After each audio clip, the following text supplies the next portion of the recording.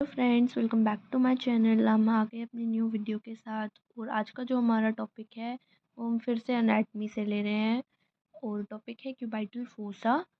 तो आज हम पूरा पढ़ेंगे क्यूबाइटल फोसा होता क्या है, क्या क्या उसकी बाउंड्रीज होती हैं, क्या क्या उसमें उससे रूफ किसकी बनी होती है, फ्लोर, कंटेंट्स, उसकी क्लिनिकल एनाटमी, सब कुछ आज हम पढ़ेंगे इस वीडियो में।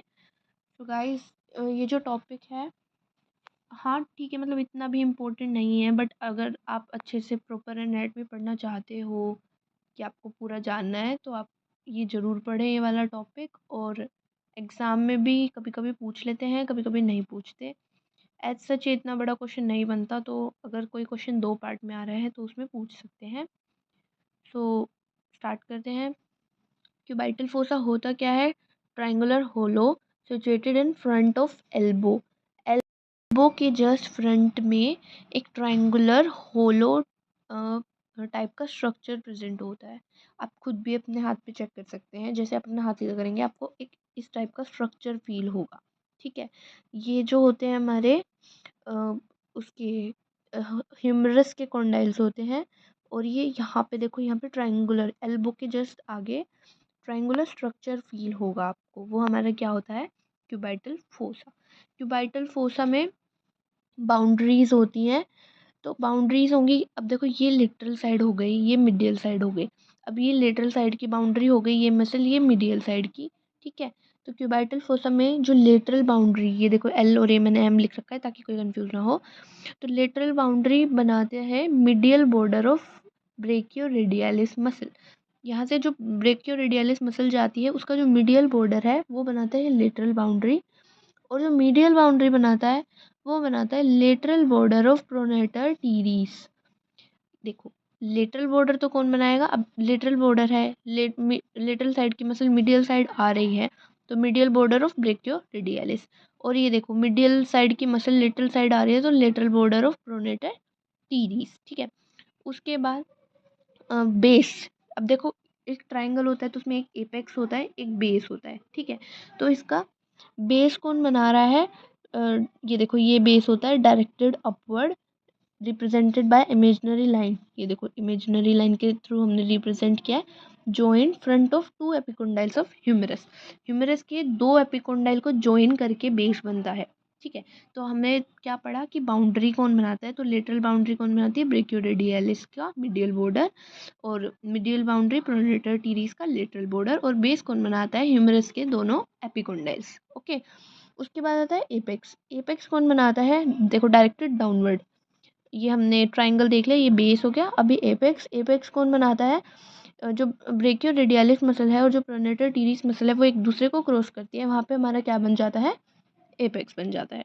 ठीक है, ये तो हो गया बेसिक इसके बारे में। उसके बाद हम पढ़ेंगे कि इसकी रूफ कौन बनाता है, मतलब किसी भी चीज़ की छत।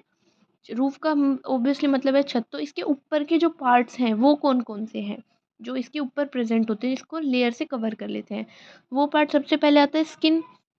स्किन, उसके बाद आता है सुपरफिशियल फेशिया। स्किन से जो नेक्स्ट लेयर है वो क्या है? Superficial fascia.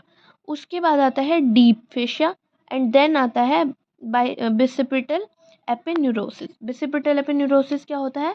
जो ब्रेकियोरेडियलिस जो मसल है उस वो दो हमारे उसमें डिवाइड हो जाती है, दो उसकी ब्रांचेज होती है। तो एक ब्रांचेस को हम क्या बोलते हैं? बिसिपिटल एपिन्यूरोसिस, जो इसको कवर करती है।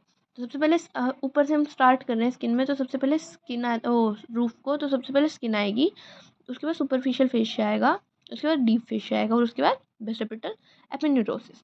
ठीक है, उसके बाद जो सुपरफिशियल फेशिया होता है उसमें मीडियल क्यूबाइटल वेन ज्वाइन करती है सिफेलिक एंड बेसेलिक वेन को। जो सुपरफिशियल फेशिया है उसमें दो तीन वेन होती है।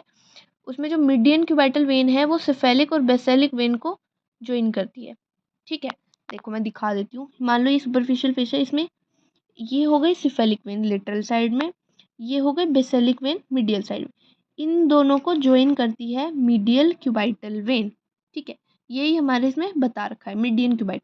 सुपरफिशियल फेशिया में दो वेन होती है, lateral side cephalic, medial side basilic, और इन दोनों को ज्वाइन करती है मीडियन क्यूबाइटल वेन। ठीक है, उसके बाद है lateral cutaneous nerve of four arm. Lateral cutaneous nerve of forearm, lateral, अब देखो लेटरल है तो कौन सी साइड मिलेगी, लेटरल साइड, तो लेटरल साइड एक नर्व आ रही है, उसको हम क्या बोलते हैं, लेटरल क्यूटेनियस नर्व।